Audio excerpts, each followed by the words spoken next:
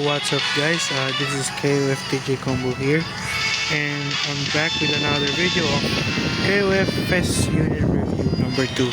So this game I'm gonna be reviewing yellow units, FES units. So without further ado, here we go. And I'm also giving my opinions about these FES characters. So first, let's start with the recent addition to the FES units, which is Cheyne.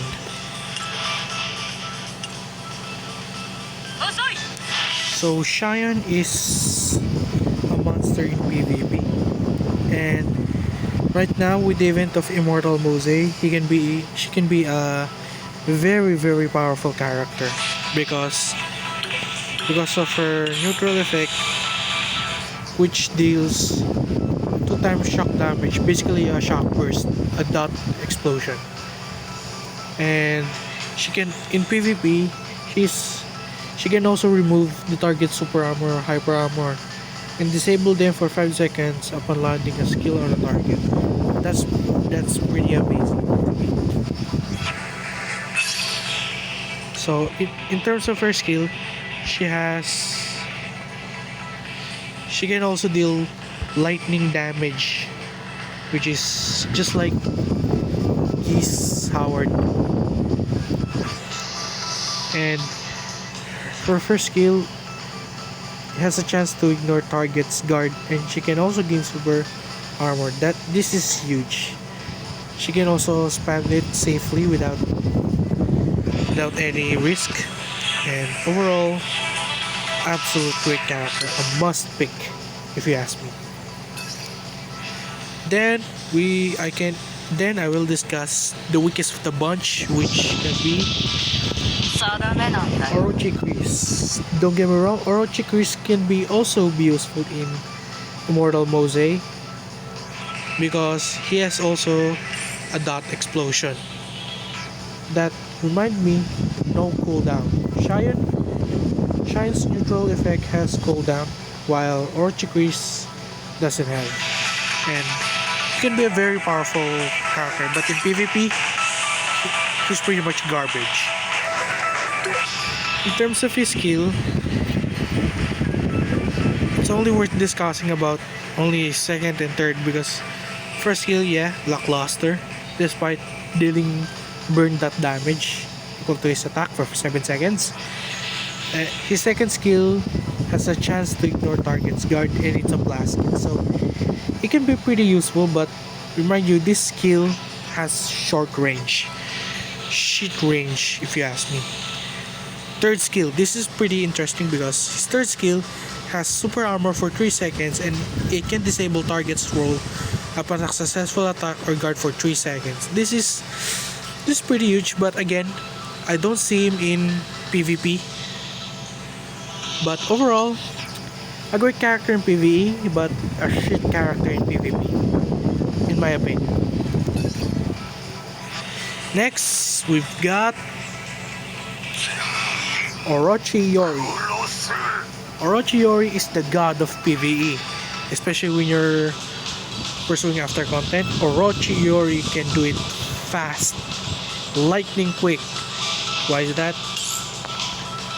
Because first, yes, Orochi's evil. We can reset all active skills when using ultimate moves, and not only that, it's also this one. Orochi recently got buffed, which has a super armor on his first skill. Last time, this doesn't have super armor. And his third skill can now disable target's roll for 3 seconds. It's a big buff, but this character is a monster at gaining PG. He can pretty much gain lightning quick PG in a matter of seconds. This insane PvE content. PvP, he's a very risky character. He can be bodied by almost everyone in the cast except for even Orochi Chris. Next, we've got Lady Chang. Lady Chang has died down in the meta. Once she is a dominant character before like Psyche, which I'm gonna be discussing later. So her neutral skills, this is pretty cool because like Orochi, she can reset her active skills when using ultimate moves.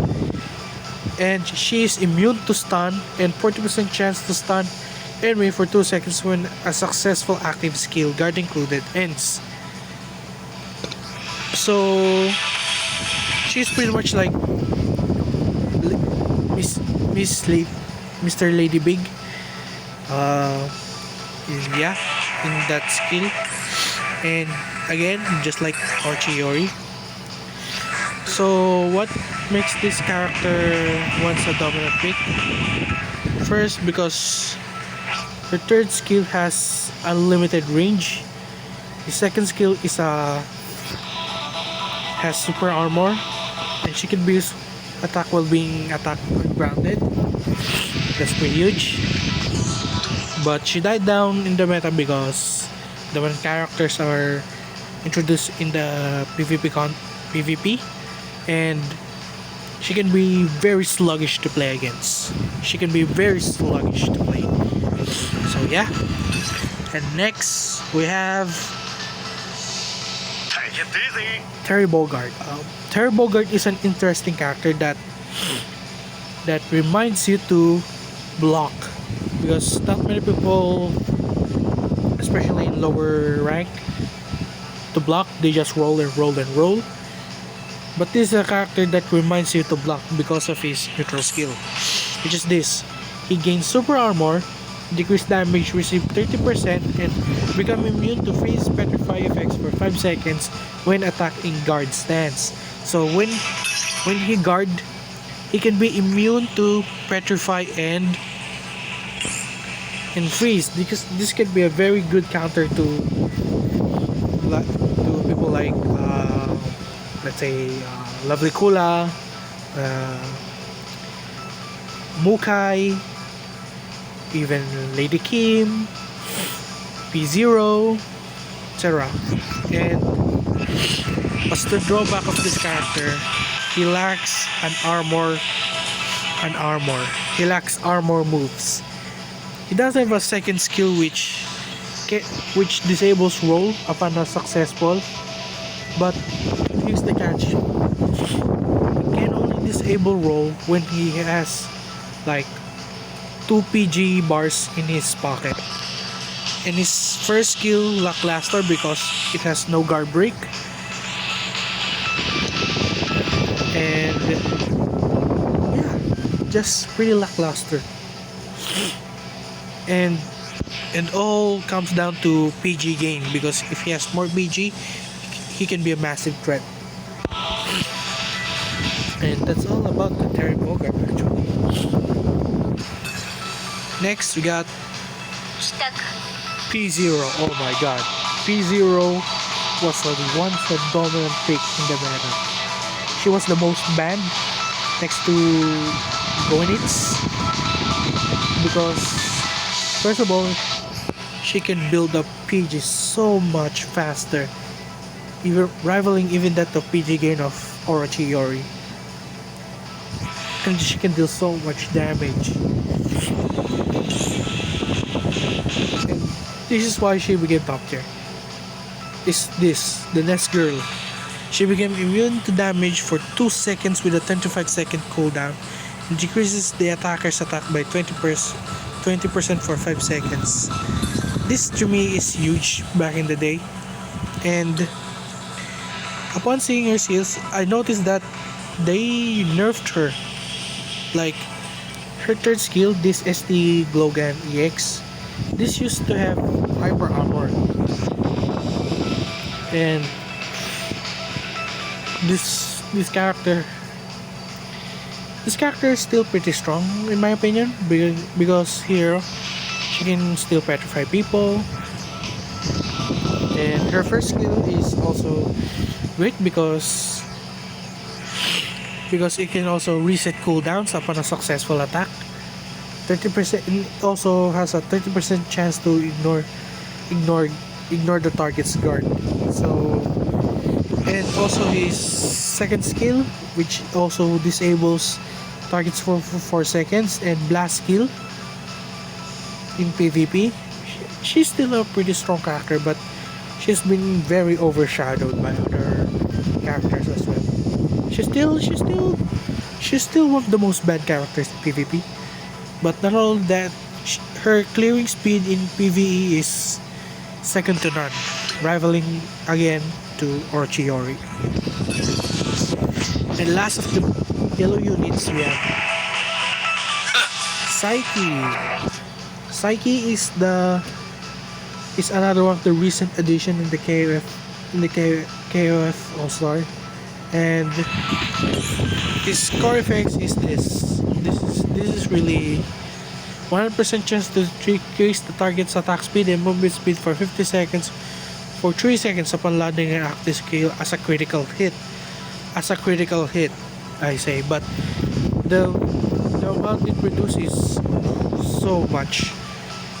And she can also decrease damage by 30% if HP 50% or less, and he also gain super armor for 5 seconds when attack while bleeding or burn.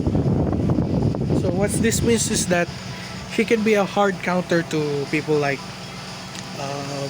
Ultra Instinct Iori, the Unshackled Iori, Nest Kill, and what else, like bleeding.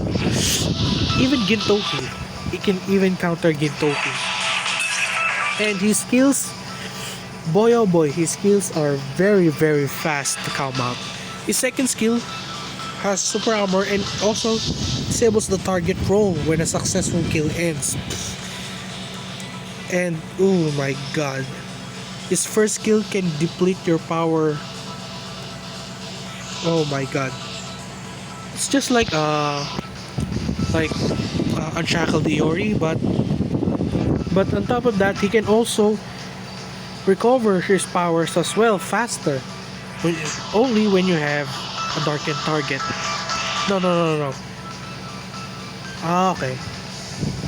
He can recover when this skill lands. To me, I think Psyche is a very perfect character in PvP, but in PvE, not so much. So what would be my opinion here? I think you should get Orochi Iori if you want to push for like PvE content, like to finish all the quest main lines and stuff. But if you want to go for the PvP powerhouses, I suggest these three: Cheyne, Psyche, and P0. All other characters, are redundant, and that's only my opinion. But if you like this video, you can like and subscribe to this channel, and hopefully I can make more KOF All-Star contents like this. I'm sorry that it took way too long to make my third video, because honestly it's been rough times these days. And yeah, this KOF TJ combo. Peace.